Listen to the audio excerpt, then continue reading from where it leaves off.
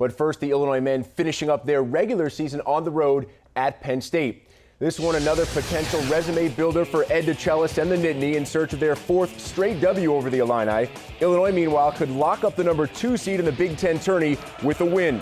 Early in the first, Illinois up 4, Chester Frazier, 3 of 5 from downtown, and the Illini are up by a touchdown. Illinois now up by 8, and Frazier just gets downright redunculous.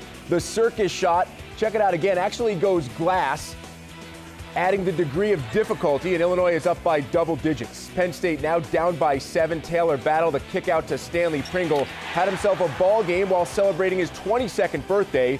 The Illini lead cut to 4. Illini still up by 4. Battle blows past the defense and scores. It's 34-32 Illinois at the half. For Illinois, that's one more point than they scored in the entire game during their loss to Penn State last month. Early in the second, Mike Davis. I'm Mike D, and I get respect with one, and authority is what I expect. The nasty finish. Illinois up by 4. Now a 5-point Illini advantage. Pringle, 3 of his 20, and Penn State's deficit cut to 2. Mike Tisdale then on the inside doing work for Illinois, basically unguardable. The 12-foot hook shot, and the Illini are back up by 5.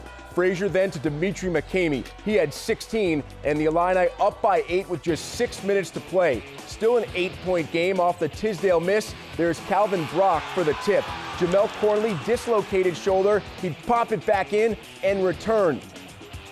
Under 4 to go, Illini by 6. It's Dominique Keller now for the putback. Illinois up by 8, seemingly in control, but with the lead down to 6, Pringle steps up with under 2 minutes to play, make it a 63-60 game.